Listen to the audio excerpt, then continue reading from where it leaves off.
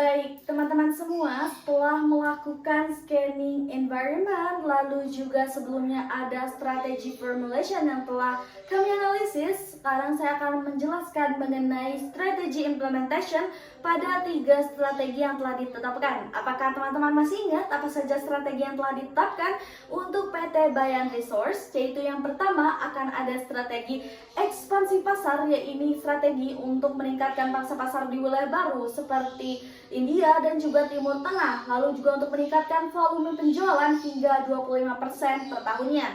Lalu yang strategi kedua adalah optimasi biaya untuk meningkatkan produktivitas tenaga kerja dan efisiensi mesin dan meminimalkan yaitu pemborosan atau waste dalam proses produksi. Dan yang ketiga yaitu ada product diversification untuk mengembangkan 3 produk baru berbasis batubara, ramah lingkungan atau energi terbarukan.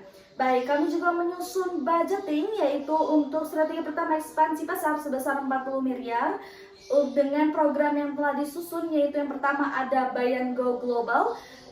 Programnya akan dimulai pada kuartal 2 tahun 2025. Dan yang kedua yaitu akan ada program Bayan Digital Trade Hub dengan akan dimulai yaitu pada kuartal 4 pada tahun 2025. Lalu untuk optimasi biaya sendiri membutuhkan 58,4 miliar dengan program yang disusun, yaitu yang pertama ada Bayan Operational Excellence yang akan dimulai pada kuartal 1 pada tahun 2026, dan yang kedua itu adalah program Smart Mining dan Predictive Maintenance yang akan dimulai pada kuartal 3 tahun 2026. Lalu untuk strategi product diversification akan sebesar budget yang dibutuhkan adalah 158,4 miliar dengan program yang disusun yaitu adalah Green Energy dan Beyond, yaitu akan dimulai pada kuartal 2 tahun 2026, dan Bayan Carbon Neutral Initiative yang akan dimulai pada kuartal 4 tahun 2026. Dan kami juga menyusun prosedur, yaitu yang pertama untuk ekspansi pasar. Di sini bisa dilihat bahwa kami memberikan kode pada setiap programnya. Untuk Bayan Go Global yaitu adalah S1 P1 dengan yang pertama kami akan melakukan riset pasar dan memastikan regulasi negara yang akan dituju. Dengan penanggung jawabnya yaitu adalah Departemen Marketing dan Compliance. Ini akan dilaksanakan dari mulai kuartal 1 sampai kuartal 4 sampai kuartal 2 pada tahun 2025. Lalu juga akan melakukan negosiasi dengan distributor lokal dengan penanggung jawabnya yaitu adalah Sales dan Marketing Supply Chain Department yang akan dilakukan pada kuartal kedua sampai keempat pada tahun 2025 dan kuartal 1 sampai 2 pada tahun 2026.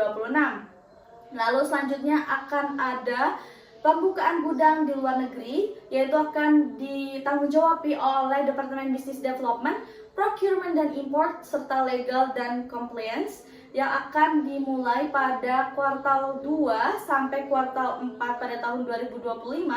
Lalu pada 2026 yaitu ada kuartal 1 sampai 4 selama setahun dan akan dilanjutkan pada pada tahun 2027 dari kuartal 1 sampai kuartal 3. Lalu kami terakhir akan dilakukan promosi dan pameran internasional yang ditanggung oleh Departemen Sales dan Marketing Department yang akan dimulai pada tahun 2026 pada kuartal 1 sampai kuartal 4 dan juga full pada tahun 2027 dari kuartal 1 sampai kuartal 4.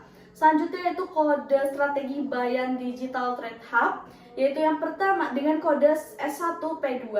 Yang pertama akan melakukan pengembangan platform B2B yang akan ditanggung oleh Departemen Information dan Communication, Technology Department, Business Development, Procurement yang akan dimulai pada kuartal keempat pada tahun 2025 dan dilanjutkan pada kuartal 1 dan kuartal 2 pada tahun 2026. Lalu akan dilakukan integrasi pembayaran dan logistik yang akan dibawahi oleh Departemen Finance dan Accounting serta Supply Chain Departemen yang akan dimulai pada kuartal keempat 2025 hingga selesai pada pada tahun 2027 pada kuartal kedua. Dan terakhir yaitu adalah kampanye iklan digital yang akan dibawahi oleh Departemen Sales dan Marketing dimulai dari tahun 2026 sampai tahun 2027. Lalu untuk optimasi biaya dengan kode program S2P1 yaitu ada Bayan Operational Excellence, dimulai dengan audit biaya operasional yang akan dibawahi oleh Departemen Internal Audit yang akan dilakukan pada kuartal 1 sampai kuartal 2 tahun 2026. Lalu untuk implementasi Lean Manufacture selanjutnya akan dibawahi oleh Departemen Operation dan Procurement yang akan dimulai pada kuartal ketiga 2026 sampai kuartal keempat 2027. Lalu terakhir akan ada negosiasi ulang dengan supplier yang akan dibawahi dengan Departemen Business Development dan Finance serta Supply Chain Department yang akan dimulai pada kuartal 1 sampai kuartal 3 sampai kuartal 4 2026.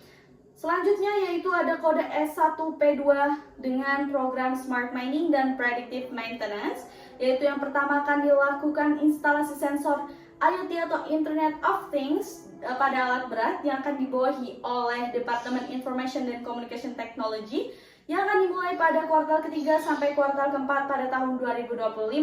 Lalu akan ada analisis data prediktif yang akan dibawahi oleh Business Development Department yang akan dimulai pada kuartal keempat tahun 2026 sampai kuartal ketiga dari tahun 2027.